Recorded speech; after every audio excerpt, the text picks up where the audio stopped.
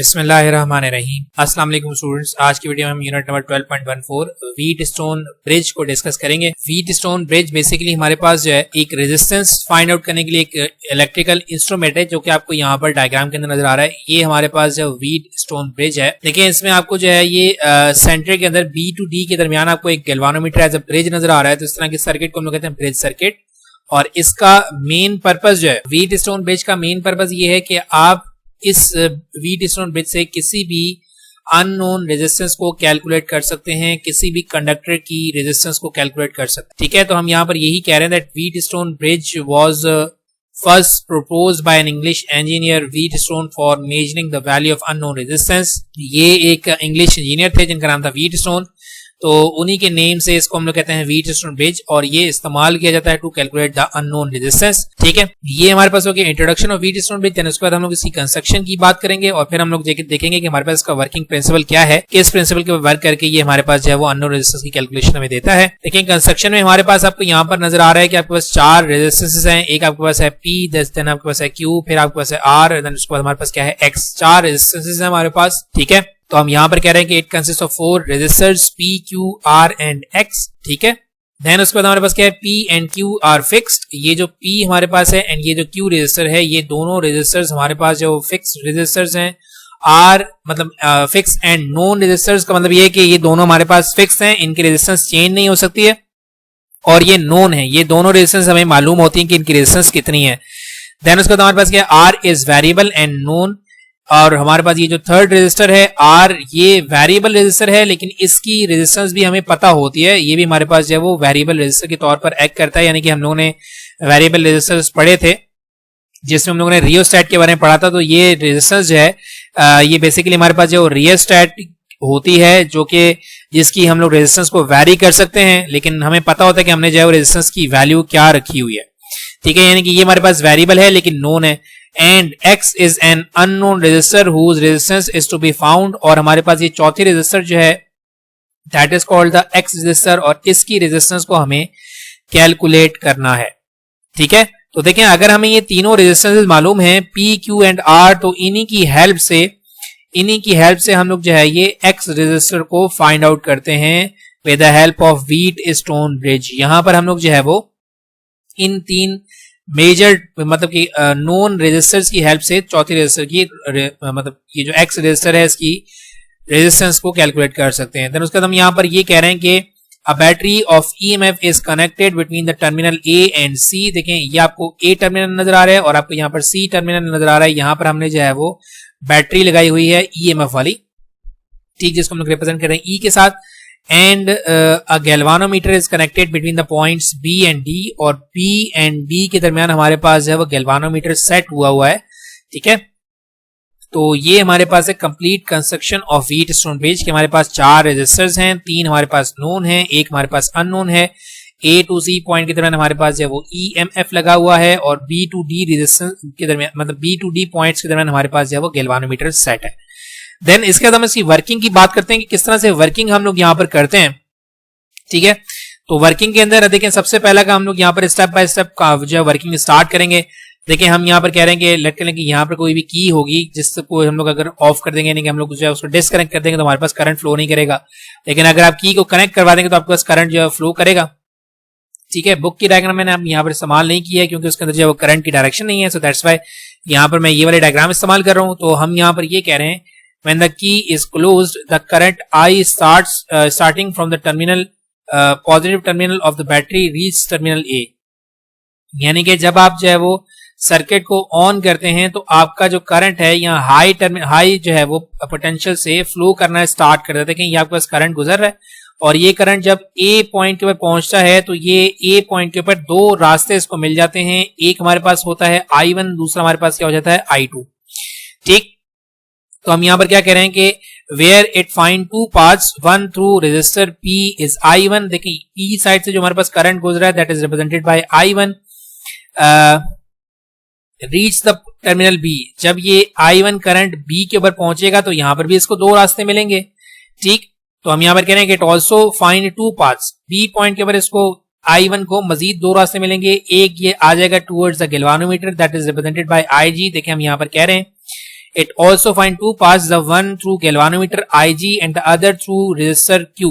और जो दूसरा हमारे पास जो है वो यहां से I1 जो है वो यहां से Q से गुजरेगा।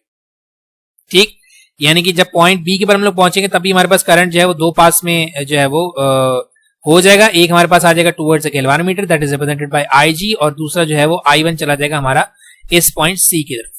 ठीक, ये हमारे पास हो गया complete representation of current I1, यानी कि यहां से गुजरेगा, यहां से वापस आ जाएगा, लेकिन यहां पर ही क्या होगा, I1 जो है वो गैल्वानोमीटर की तरफ भी क्या हो जाएगा, ट्रांसफर हो जाएगा। देन उसके बाद हमारे पास करंट I2 की बात करते हैं। ठीक, the current I2 passing through R, यानी कि आपका I2 जो है वो रेजिस्टेंस R से जो है वो गुजरेगा और यहां से वापस X से गुजरता है वो वापस C के ऊपर चला जाएगा।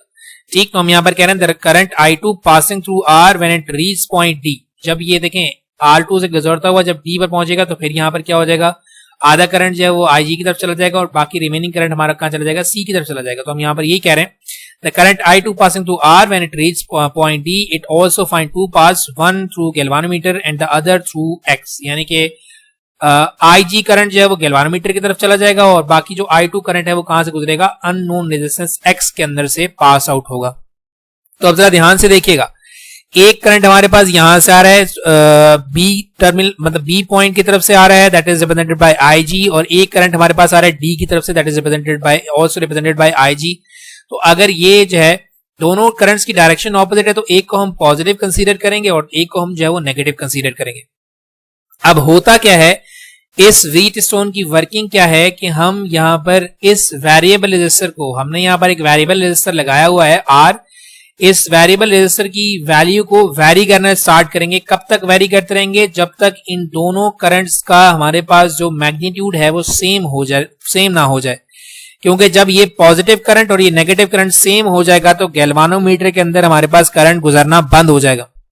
और यही हमें जो है वो मेन इसका पर्पज है कि हमें गैल्वानोमीटर के अंदर से करंट को जीरो करना होता है। अब ये जीरो क्यों करते हैं, इसका क्या फायदा होता है, उसको हम लोग जो है वो आगे चल के डिस्कस करते हैं। तो देखिए मैं यहां पर कह रहा हूं the value of R is valid until the galvanometer show zero current. ठीक है, आपने इस वाले IG की वैल्यू को इस वाले IG की वैल्यू के बराबर करना है, तो आप इसकी वैल्यू को यहां से रेजिस्टेंस की अकॉर्डिंग जो है वेरी कर सकते हैं। तब तक वेरी करेंगे जब तक दोनों करंट्स बराबर ना हो जाए, क्योंकि एक पॉजिटिव और दूसरा नेगेटिव यानी कि जीरो हो जाएगा तो हमारे पास गैल्वानोमीटर जो है वो जीरो डिफ्लेक्शन शो करेगा। That is called the null point और बैलेंस पॉइंट। ठीक, अंडर सच कंडीशंस जब हमारे पास करंट जीरो हो जाएगा the bridge is set to be balanced. जब हमारे पास ये वाला IG और ये वाला IG बराबर हो जाता है तो कोई करंट हमारे पास गुजरता नहीं है, तो हम कहते हैं कि हमारे पास जो है वो ये जो ब्रिज स्टोन, ये जो हमारे पास ब्रिज सर्किट है ये बैलेंस्ड सर्किट हो जाएगा। ठीक, तो हम यहां पर कह रहे हैं the bridge is set to be balanced, the point at which the bridge is balanced is called null point. जिस पॉइंट के ऊपर यानी कि हमारे पास ऐसा जो पॉइंट आता है जहां पर रेजिस्टर जो है इन दोनों को बैलेंस कर देता है, इस पॉइंट को हम लोग कहते हैं नल पॉइंट। नल पॉइंट ऐसा पॉइंट है कि जहां पर आपके गैल्वानोमीटर के अंदर से कोई करंट पास आउट नहीं होता। That point is basically known as the null point, और नल पॉइंट रीच कर जाने के बाद आपका ब्रिज जो है वो बैलेंस हो जाता है। बैलेंस करने के बाद हमारे पास बहुत ही इजी स्टेप है कि हम लोग जो है वो अननोन रेजिस्टेंस को कैलकुलेट कर सकें। देखिए बेसिकली होता क्या है, अब यहां से B और D में हमारे पास करंट फ्लो कर रहा था, उसकी वजह क्या थी कि हमारे पास यहां पर ये जो A to B वाला जो पोटेंशियल है ये कुछ और होगा और A to D का पोटेंशियल जो है ये कुछ और होगा, क्योंकि जब तक पोटेंशियल डिफरेंस हमारे पास रहेगा तभी तक हमारे पास जो है वो करंट फ्लो करता रहेगा। लेकिन अगर हमारे पास जो है A to B और A to D same potential के ऊपर आ जाएंगे तो हमारे पास कोई करंट फ्लो नहीं करेगा, क्योंकि हमें ये बात पता है कि जब तक पोटेंशियल डिफरेंस नहीं होगा, यानी कि एक हाई पोटेंशियल एक लो पोटेंशियल नहीं होगा, उस टाइम तक आपका करंट फ्लो नहीं करता, चार्जेस फ्लो नहीं करते। तो हमने क्या किया हुआ है, हमने ये किया हुआ है कि हमने यहाँ पर बैलेंस कंडीशन बनाई हुई है। बैलेंस कंडीशन का मतलब ये है कि A to B और A to D का जो पोटेंशियल है वो सेम है। दैट्स वाई गैल्वानोमीटर के अंदर से कोई करंट नहीं गुजर रहा है। ठीक है, तो यही हमारे पास मेन पॉइंट है। हम यहां पर कह रहे हैं कि under balance condition potential at B is equal to potential D, यानी कि B और D पॉइंट के दरमियान जो पोटेंशियल्स हैं वो हमारे पास जो है वो इक्वलेंट हैं, सेम हैं। क्यों? क्योंकि अगर ये दोनों सेम ना होते तो गैल्वानोमीटर के अंदर से करंट पास आउट हो रहा होता, लेकिन ऐसा है कि हमारे पास दोनों का पोटेंशियल सेम है कि जिसकी वजह से हमारे पास चार्जेस फ्लो नहीं कर रहे हैं फ्रॉम B to D और D to B। तो हम यहाँ पर इसी को यूज कर रहे हैं कि पोटेंशियल हमारे पास सेम है, यानी कि potential through A B and potential through A D that will be equal. So A B देखें हम लोग जो है वो अकॉर्डिंग टू ओहम लॉ इस्तेमाल करेंगे, ठीक है, V equals to I R. तो ए टू बी अगर हम देखें तो हमारे पास V जो है क्या हो जाएगा आई आर, और यहाँ पर ए टू बी तक हमारे पास करंट क्या है I1 और रेजिस्टर क्या है P, तो ये क्या हो जाएगा I1P हो जाएगा। और potential difference from A to D हमारे पास क्या है, देखिए यहाँ पर हमारे पास करंट क्या है I2 और रेजिस्टर कौन सा लगा हुआ है R लगा हुआ है, दैट्स वाई यहाँ पर V क्या हो जाएगा I2 इंटू R हो जाएगा अकॉर्डिंग टू ओहम लॉ। इसको हम कहेंगे ये हमारे पास है फर्स्ट इक्वेशन। देन उसके बाद हमारे पास जो है वो सिमिलरली इसी तरीके से हमारे पास यहाँ पर भी ये जो दो टर्मिनल्स हैं B2C और C2D ये भी बैलेंस्ड होंगे, क्योंकि अगर ये बैलेंस नहीं होंगे तो हमारे पास करंट फ्लो करेगा इस गैल्वानोमीटर के अंदर से, लेकिन हमारे पास जो है वो क्या है बैलेंस कंडीशन है। So that's why BC equal है किसके CD के पोटेंशियल के। तो हम यहाँ पर ये कह रहे हैं कि potential through BC that will be equal to potential through CD, right. अब देखिए यहां से हमारे पास जो करंट गुजरा है that is represented by I1। यहाँ पर करंट हमारे पास क्या है I1 है और रेजिस्टर क्या है Q है अकॉर्डिंग टू ओहम लॉ। और C2D में अगर हम देखें तो यहाँ पर करंट हमारे पास क्या है I2 है और हमारे पास जो रेजिस्टर है वो क्या है X है, राइट। हमारे पास ये दो इक्वेशन बन गई, एक इक्वेशन 1 बन गई, दूसरी इक्वेशन 2 बन गई। हमने क्या करना है, हमने यहाँ पर सिंपली अननोन रेजिस्टेंस को कैलकुलेट करना है। तो मैं क्या करूंगा, डिवाइडिंग इक्वेशन 1 बाय 2, इक्वेशन 1 को इक्वेशन 2 से हम डिवाइड करवा देंगे। तो हमारे पास क्या हो जाएगा I1P divide by I1R equals to I2Q divided by I2X। तो I1 से I1 कैंसिल आउट हो जाएगा, I2 से I2 कैंसिल आउट हो जाएगा, तो हमारे पास क्या रह जाएगा P divided by R that will be equals to Q divided by X। ये सिचुएशन हमारे पास जनरेट होती है अंडर द बैलेंस कंडीशन, ठीक है। P divided by R that will be equals to Q divided by X, ये हमारे पास condition है, इसको हम लोग कहते हैं बैलेंस कंडीशन, ठीक। तो अब देखें, अब ये तीनों ही रेजिस्टेंस हमारे पास नोन है, P भी हमारे पास नोन है, R भी हमारे पास नोन है और Q भी हमारे पास नोन है। तो जब ये तीनों नोन है तो हम लोग इजीली अननोन को कैलकुलेट कर सकते हैं। देखिए इसको मैं सेपरेट कर लेता हूँ। Q देखें हमारे पास क्या था, फिक्स था, ये Q हमारे पास क्या है फिक्स है, P हमारे पास क्या है फिक्स है, R हमारे पास क्या है वेरिएबल है लेकिन हमारे पास नोन है। तो ये तीनों ही रेजिस्टेंस हमारे पास नोन है, तो हम जो है वो अननोन रेजिस्टेंस को कैलकुलेट कर सकते हैं by using this bridge circuit. तो हम यहाँ पर कह रहे हैं कि hence if the three resistance are known, the fourth resistance X can be calculated. This is the principle of determining unknown resistance by Wheatstone bridge.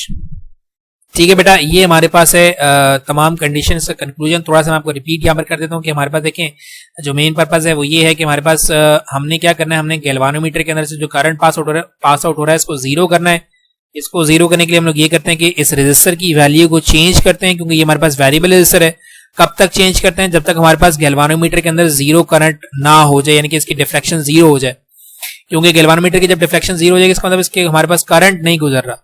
Current ना गुजरने का मतलब ये है कि ए बी इक्वल हो जाए किसके, ए डी के, क्योंकि पोटेंशियल सेम हो जाएगा तो करंट नहीं गुजरेगा, पोटेंशियल डिफरेंस होगा तो हमारे पास करंट पास आउट होगा।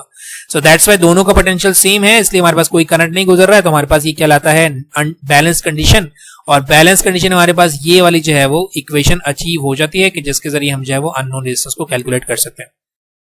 तो ये हमारे पास व्हीटस्टोन ब्रिज, उम्मीद है आपको जो है तमाम कॉन्सेप्ट्स क्लियर हो गया होगा। अगर क्वेश्चन बेटा तो क्वेश्चन आप कर सकते हैं, चलो मैं उसका आंसर कर दूंगा। अपने दुआ में याद रखिएगा। Thank you very much and Allah Hafiz.